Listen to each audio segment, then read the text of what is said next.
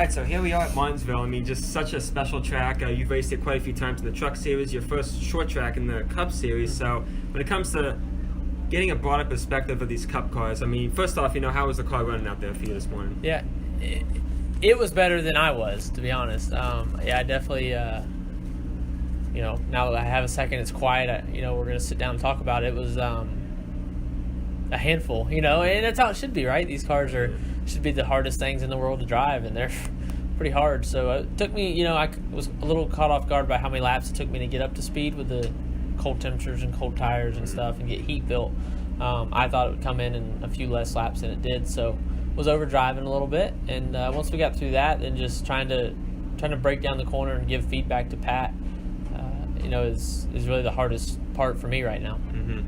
How about getting the power down? I mean, I bet there's so much more power in these things. Not only do you have to use more brake, I bet, but getting on the throttle, I guess you have to really balance it a little bit. There is, yeah. Like I said, when I was trying to get going there, that first run was, I thought I was going to get the fence off before a couple times and didn't, so got fortunate there. But it's just the product of a lot of power and cold tires and a lot of weight, right? Yeah. So, it's definitely a big difference from the Truck Series, and probably bigger than the biggest difference I've felt this year. Do you take notes out there? I don't know how many veterans you were driving against out there, but you really taking notes from how they were driving the track. Can you do that from inside the car? Man, right? I mean, I saw a couple guys do a couple things and change my entry a little bit because of that.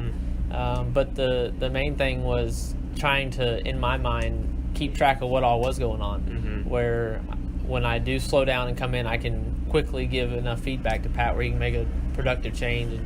And so trying to actually remember what all is going on, because these things are moving around a lot, and trying to break down the corner, and not just one corner on cold tires or one time where I entered higher and I felt something, not just focusing on one thing, but kind of the broad field that I had. So hopefully when we get back out here, I tend to be a little more comfortable the second time. Obviously that comes naturally, I think, but it just trying to, then I'll hopefully we'll be able to pay attention. But no, I was just kind of hanging on there. Yeah. Does your past truck experience here help you, or is it just that different? Because you had a really good run there last year with Bolin. I mean, does that experience help, or is it just too different? Right now, I'm going to say not enough. I mean, it does, because I was comfortable walking in here this morning and getting in the car. I wasn't too nervous. I'm probably more nervous now after what I felt, because it's really hard to drive, and trying to manage that over 500 laps on Sunday is kind of my biggest thing. And I feel like we've done a pretty good job each week leading up to this of managing our races and executing, where getting a few positions at the end.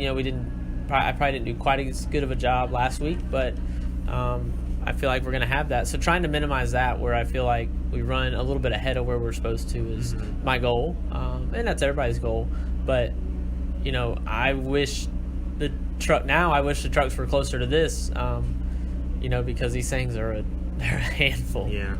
You know what it's like to be with small teams. You've done it for such a long time.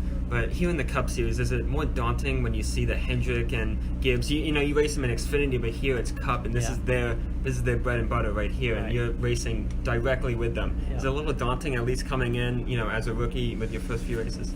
Not really, because they're I feel like so far removed from like the program that we have, right? So it's it's nothing is the same how we do things versus how they do things. As far as we're building towards that, and Premium has taken a big step this year from what we did last year, and then mainly I saw more towards the end of the year, the second half of the year, when I just stayed for every Cup race pretty much the last the good portion of the second half of the season last year, and just watching, you can see so much more when you're not working. So when you're not focused on driving and all that. So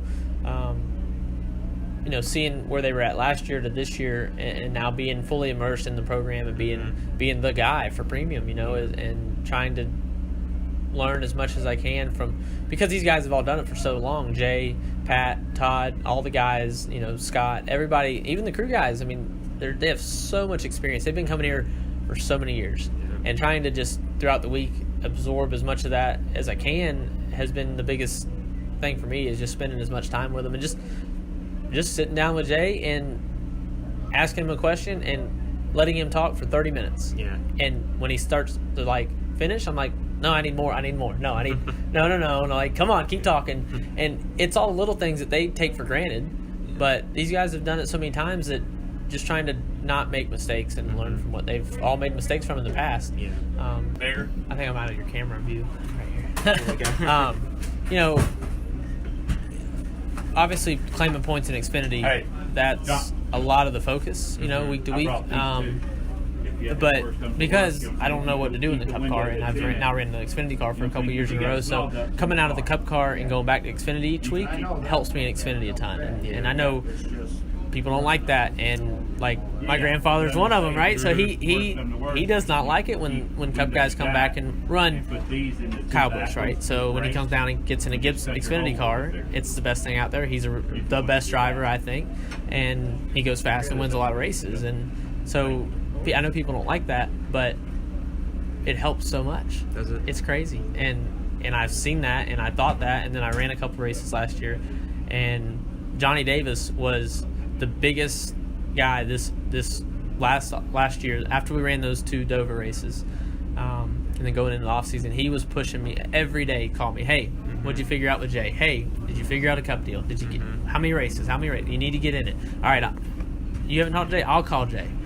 And because he realized how big of a deal it was for me to be running these things, and then just it brought us more notoriety on the Xfinity side, being that I've made the transition from JD Motorsports, still running there, claiming points, trying to make the chase, but then going in and running the Cup race every week, and how JD Motorsports was able to propel me to that. I mean, with Landon, they kind of did it, but Landon had already been running Cup.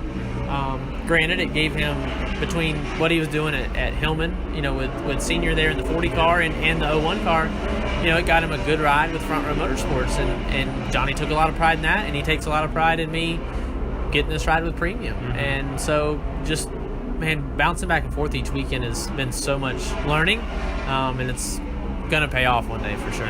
Is it reinvigorating seeing, Harrison Moses is here this weekend? You've known him for a long time. Yeah. Seeing drivers like that get these opportunities, it's really cool to see not only Xfinity guys get into the Cup, but small teams, small drivers at Xfinity, and they're here. So how reinvigorating is that, not only for you, but just for the series and you small guys? Yeah, me and Harrison, man, we go way back, and, we've both been kind of fighting this battle, not together, but kind of fighting the same battle where, he's been at JD Motorsports 2 different times, and, really, that we're not giving up. We're just out here, working our number and just doing our thing, doing whatever we can to get in race cars and do the best job we can. And obviously, to use him as an example, detail-oriented and just motivated is something that kind of comes natural to us, which is a good thing, and no different than you, man. You're out here, you've been here, you're doing this, you're making it work. Same with us. It's just we get to go drive race cars, and that's what makes it worthwhile to keep doing this, is seeing the progress and seeing all the man. I've been coming to Martinsville now every race, both spring and fall, since 2011, watching. I ran a few, I ran in 2012 and 2013, 14, then skipped a year, then ran in 16, maybe skipped 16, I don't know, skipped 16, ran 7, I don't know. You did last year. I ran last year, so, but I've been here every time. Mainly just walking around on Saturday. I normally don't even stay for the Cup race. A couple times I did. Stay for Saturday, be here all day Saturday in the garage, talking with every team owner I could. I'd talk with Jay, talk with the crew guys, just keep my face out there. And another guy, I was talking to Blake Cook yesterday, and he's, stuff didn't go great for him at college after the second year, but he's driver coaching Myatt Snyder and Matt Tift, and he's here yesterday with a headset on, talking Myatt through stuff, talking through practice. Blake's ran here, I think. I think he has, but just talking him through the stuff that Blake's learned over his however many 10, 15 years he's been doing this now. He's been, me and Blake go back to running fast trucks in Florida, a little fast truck series, and we ran against each other there, and we came up. He's older than me, and he started later, but he actually started later, but got here sooner, into NASCAR. So just seeing guys like Blake and Harrison and me, there's a ton of others, but just that are we kind of put ourselves apart where we eat, sleep, and breathe this stuff, man, and it's all we want to do. And I know a lot of people say that, but putting in the time and the effort during the week and during the off season and preparing for a race way ahead of time, and you know, obviously I've been building for running Cup for years, and now just trying to execute everything I've put into myself. You have to be obsessed. I mean, like I know it's like a freaking addiction, man. Yeah, like it's an on my side, I kind of agree that this is just what I do, and you have to be obsessed. Yeah, you have to try everything and try to get that support. So yeah, it's the same with driving. Yep, you just got to keep pushing, man. There's like, as long as you're trying, you know, 100 people will say no. 100 team owners have said no, I don't want you to drive. No, and I've had team owners say you're no good at driving. You need to go back and grow watermelons. When I got fired from teams, so I just scoff it off and shake their hand and smile at them when I see them. So. Yeah, good attitude. What's your schedule with this team?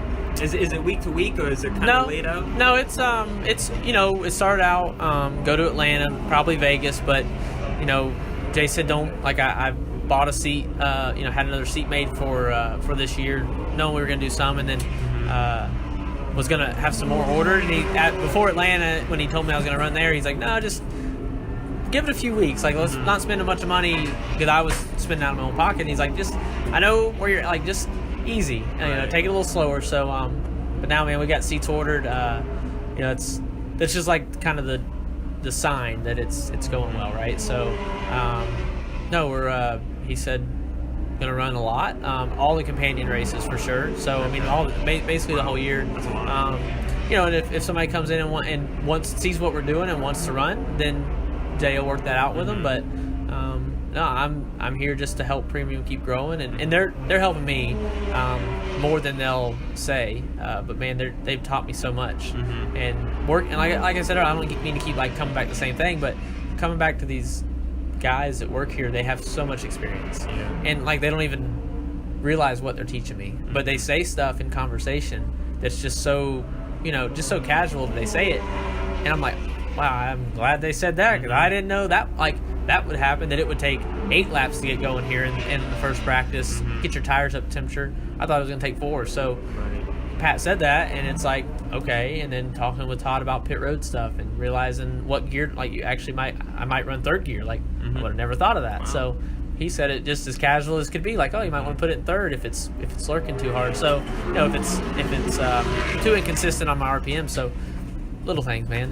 That's where you live and die by the details, and just trying to pick it out of all these guys is big. Yeah, you said something along the lines of, like, you're the man of Premium Motorsports. For a while they had Reed Swanson, you know, he did a race or two ago. Consistency. It's good to have a consistent driver with a race team. Yeah, I guess you feel like you're going to be that driver. You're going to do pretty much all the companion races, I guess. Road courses. I mean, you're going to have a pretty variable schedule. Yep. Yeah, the road courses and the super speedways are still up in the air, you know, to be honest. But, you know, because there's guys out there that are far ahead of where I'm at and can help the team in a lot of ways by coming and running those races. So, you know, having JJ here in the open car, you know, a lot of people might think it's weird, but, like, I push Jay as much as I can. I have no leverage with Jay or any of these guys. Like, with Johnny Davis and Gary Keller, like, I've been there long enough. Like, I can influence and incorporate a lot of my ideas into the race team. But here, I'm the low man. Like, I'm the newest guy. So I just let them... They tell me what we're going to do, but I push as much as I can for a second car to be in the open car, just because I bounce stuff. Like, as soon as JJ got out of his car after practice, I was waiting on him, because I wanted to talk to him about, he's been here so many times, about his braking and how he's getting through the corner, and how, if he's diamonding it, or are you following the curve, or what. And we're going to look at brake pressure and stuff and throttle traces here in a minute. But just trying to feed off all that. Did the same thing with Reed last week in California. Like, we overlaid everything from practice, you know, and then in the race I look back at the stuff and just trying to see what these guys are doing, because they have so many laps at all these places. So yeah, I mean, I might say I'm the guy for Premium, but that could change. But I want to be the guy. Like, I want to be the guy Jay Robinson wakes up, and when the marketing team and the race team and all the different facets of Premium Motorsports are working, they're working to make Ross Chastain go fast in a race car. And if I can do that and still tie in JD Motorsports, that's where we claim points, we want to make the chase, that's where I want to be, man. That's what I want to do. this a great time in your life right now? It is. You seem so happy, Yeah. you know, and you should, because you're in both Xfinity and Cup. It's crazy. I think it's pretty cool that I'm 34th in practice and I'm still happy, right? So a lot of people get pretty down about that, but I know there's so much more speed in the car. I didn't get enough out of it there that first practice, just because I don't know. I didn't know how hard to push. I didn't know where to brake. You know, and just trying to pick all that stuff up without tearing up race cars. So I know when other guys, I mean, I was a Jeff Gordon fan growing up, and I know that his first season, he had put 20 clips on cars. He wrecked 20 times in the season, and I can't do that. I can't wreck twice. I can't even wreck once. Jay has been upfront with me, and if you keep this car clean and you keep learning and helping us grow, we'll keep doing this. And that's why, you know, at Atlanta was such a big deal to keep the car clean, and up until now, I have kept the car clean. Probably going to have some body damage this weekend, but as long as it's just minor stuff, you know, I think that's okay. And just the contact that Martinsville is, right? So you're going to have to move people out of the way. I know I'm going to get moved out of the way because I've got to learn how to not only race the track, but now race in traffic in the race. So trying to manage all that is where I'm trying to minimize my mistakes. Yeah. And final question, you've been doing double duty so much this year already. What is double duty like? It seems like it's such a packed schedule. There's so much. You got interviews like this, but then you got other stuff you're doing with both series, practices. I mean, is it really exhausting, or are you actually enjoying most of it? I'm enjoying it, and I'm happy physically how I've held up. So I was worried when we sat down in the off season about how I would hold up, you know, doubling up Fridays and Saturdays with practices, and then the race on Saturday with Xfinity, and then, you know, sleeping and getting up Sunday and running the Cup races. I was worried, to be honest, and I probably won't see the effects of stuff until it gets hot. You know, the heat has a lot to do with it. But man, so far I feel like I get out of the Cup car and I'm like, man, I could go more. I honestly could, and I'm happy about that, because I did do a lot of work this off season personally, just trying to get ready, and, you know, just naturally a slim guy, but I'm not that strong in a lot of ways. So trying to not just get beach muscles, right? So I like DiBenedetto, he can go and he can probably bench press 1,000 pounds. I don't know, but I don't need that. I need race car muscles, and that's, you know, it's kind of sounds silly to talk about it out loud, but that's literally what I focused on, was just trying to get myself prepared where my back doesn't start hurting in the car, because I've had that before. I've had issues but it was mainly when seats weren't made for me and when I was using other people's seats. So going to LaJoy and saying, no, let's design this seat for me, custom make it, and cost a bunch of money, but man, it's so nice, and it's so worth it. And it is crazy. I've came here to Martinsville before in the truck series in my early truck career, and been in some seats, man, that I wouldn't wish that upon anybody. And I'd get out after those races, my legs were cramping, they were back was cramping, in the race, just because it's not built for you. And so doing all those details, and that's what I learned the most, was just customizing everything. And you see guys, and they have full-time salary paid interior guys, and I used to laugh at them. And they talk about, I remember Chase Elliott when he first went to Daytona, they spent 12 hours on his seat, just in the shop, working on it, something crazy. And I was like, what? Now I get it, right? Once I had one that was made for me, and we spent the time, we got everything right, we got the steering wheel, heck, man, I hopped in Wendell's truck at Atlanta, in the 49 truck, and ran most of the race for him after he got sick. Nothing was right, but I got out after that race and I was sore. I had just ran the Xfinity race, felt fine, got in the truck race, ran 100 laps maybe to finish that race, got out, and I told my dad, I was like, I don't know how I'm gonna run tomorrow. Granted, got my back worked on, went to sleep, had a good night's sleep, got up Sunday morning, felt good.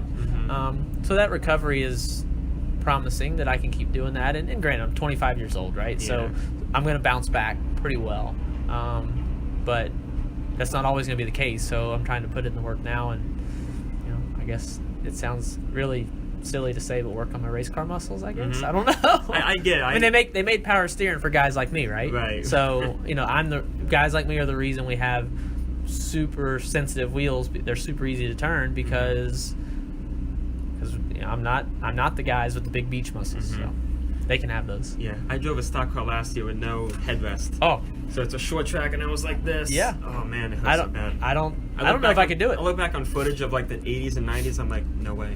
Well, growing up, same thing. Like, didn't have a headrest. Had a little aluminum seat, and but it didn't have it. I never rested my head on anything until I got into NASCAR, and so now I've went back and ran a couple short track races. Are mainly just my brother Chad. He races, and so I've practiced his truck like on a Friday night when we're up there trying to shake it down and test it before a Saturday night race. And I get in it because we're pretty much the same size. I can fit in a seat, and just mainly for me to have fun because I help him work on it, and plus he we like to bounce stuff off each other, and I try to teach him as much as I can. But same thing, like he doesn't have a headrest and have a GoPro in there, and he goes off in the corner and he turns his head left down in the corner, and he like, I know it's hard to do on an audio interview, but like he like leans his head left when he gets into the corner, and I got in the truck, didn't even realize that my head, same thing as you, like it was leaned so far to the right, and he was younger than me, he's a little bit smaller than me, and he's like, what are you doing? I was like, I can't hold it. Like I've gotten so used to that headrest. I don't do that. So yeah, granted the cars today in NASCAR have so much more grip than they did 30, 40 years ago when they didn't have headrests. But still, those guys, I mean, those were some big boys back then, and they were animals. So even still, like Bobby Allison, he's still built like a brick house, man. Like I've known Bobby for a couple of years, and we get our hair cut by the same barber, and he talks about it, and he's like, Bobby sits down like that's a man. Yeah. And he's like, then he jokes, he's like, and then you come in and you're like a current guy. And he's like, just the difference, like, Josh, when he's cutting our hair, is just like, he's like, he's a NASCAR fan, and he lives there in Mooresville. But he's like, that's just, he's like, it's cool to see, but it's so different. Right. So nice. Little things. Yeah, absolutely. Definitely appreciate you insight. Yeah, man. Yeah, great stuff. Thank you. Best of luck on Sunday. Thank you. Yeah. Sorry about